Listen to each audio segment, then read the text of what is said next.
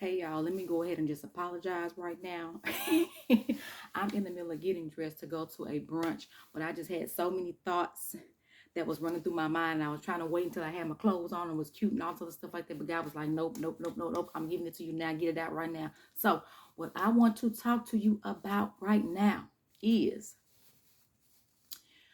knowing how to understand the no's, but recognizing the yes.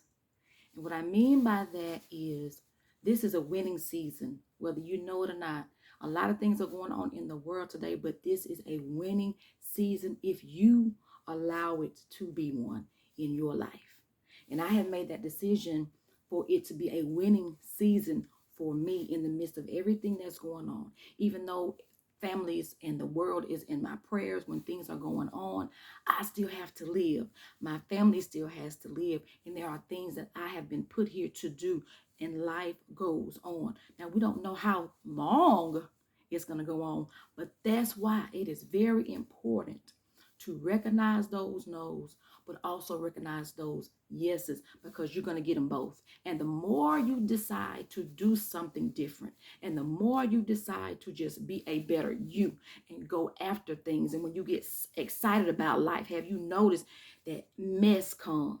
Crazy things just happen and it distracts you and it kind of knocks you, off the path.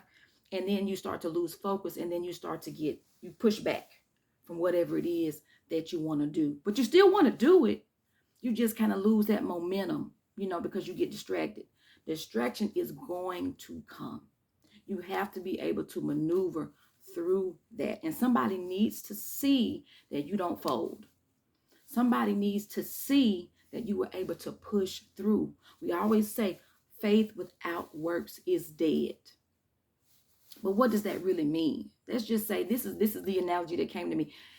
You prayed and asked God for a car. Okay? And this happened to me. I was able to get blessed with a car that I knew that my credit was okay, my credit was not in alignment. Okay? I was able to get a car off of the showroom floor. Now I had an accident in it after that, but I was able to get it. But the thing is, that car comes with one tank of gas. When it runs out, you can still want to go places. You can still want the car to move, but it needs fuel. It needs something in it. If you do not fill that car back up, you can pray to God and ask him to do it all day long. That car will not move. And that's just reality. Once you are empty, and once you start to doubt yourself, and once you become so skeptical and so hurt that you close yourself up from everything, you will not move. What is the fuel? Your fuel can be seeing somebody else succeed. Your fuel could be getting rid of some things and some people that are not in alignment with what it is you're trying to do. Your fuel could be your own negative thoughts and how you look at people and succeed, and you're turning your nose up, or you're saying, well, it ain't gonna last long. Your fuel could be getting rid of the old you.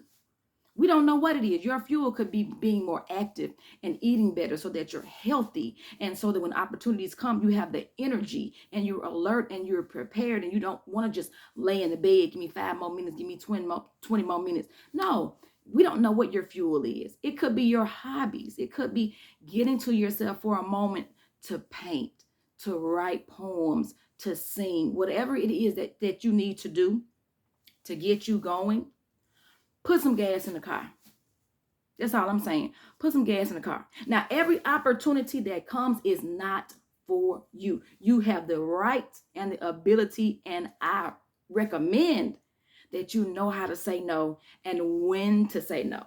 Because I've said yes to some things, being spontaneous, and I have wanting more income, and I have sold vacuums because they presented it as customer service, and it was a $2,000 vacuum that they wanted us to sell. And I went to the meetings and everything, and they wanted you to be able to put this thing together and take it apart in a certain amount of time, go to people's houses trying to sell them a vacuum. I was young, and somebody else probably made it work. You got the people that stuff the envelopes. You got people that said, These are reputable services that can get done, but if it is not for you, it won't work. What is your fuel? The desire, your passionate thoughts about something. That's your fuel. You got to want to do something. You have to want to do it. People can't make you love anything that's out here in the business world. We got people that sell jewelry and they're really good about it. And I've been introduced and tried to, come do this. You'll love it. You'll do well. That wasn't my thing. I'm into wellness. There are many facets of wellness. What you consume, your thoughts, the products that you use, the material that you wear, like those, so many things affect your health and your wellness. And that's what I'm into because I am a earthy person. I love anything with plants, and I do believe in herbal healing. I believe in, they call me the tea lady because I will drink any kind of tea. I read about stuff first. I am a researcher. So anything that I use or trust or whatever, I read about it first, see what it can do, see what it can mix well with. And that's the chemistry side of me, the nerd side of me, or whatever. But that is the hidden part of me that I actually love. And I've been able to heal myself of bruises, inflammation, everything without, necessarily going to the doctor, which I do go to the doctor though, because they're here for a reason as well. I'm just saying that I believe in resources and making my resources work for me. But that's my lane.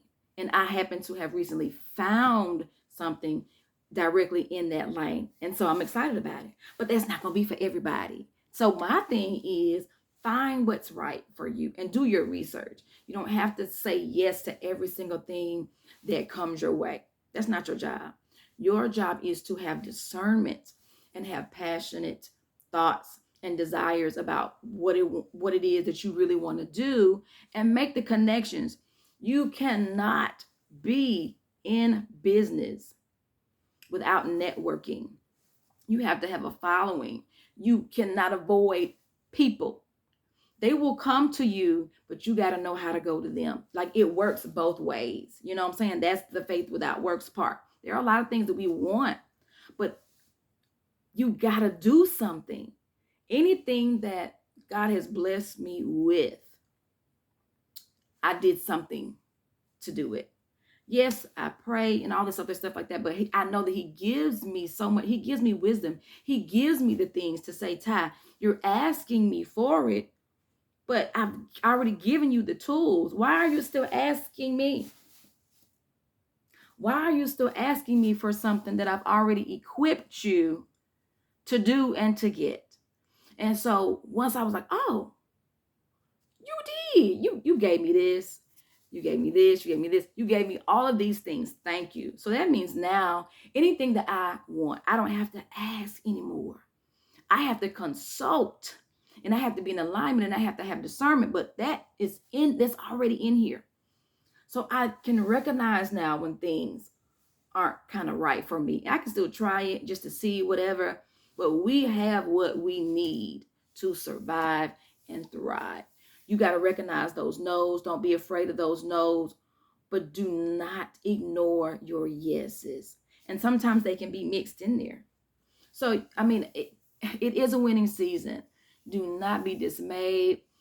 Anything that's in your past that's distracting you, if you feel like you don't have the confidence anymore, or somebody has told you that you can't do something or you shouldn't do it, I'm telling you, you can. Period. You can. If it's not for you, you can move on or you can perfect what you need to perfect to make it for you. I tell my children all the time, if there's something that you want to do in school, try it. Try it. I serve a God of provision. We're going to pay for it to happen. We're going to get it done. Plus, he's already given what I need.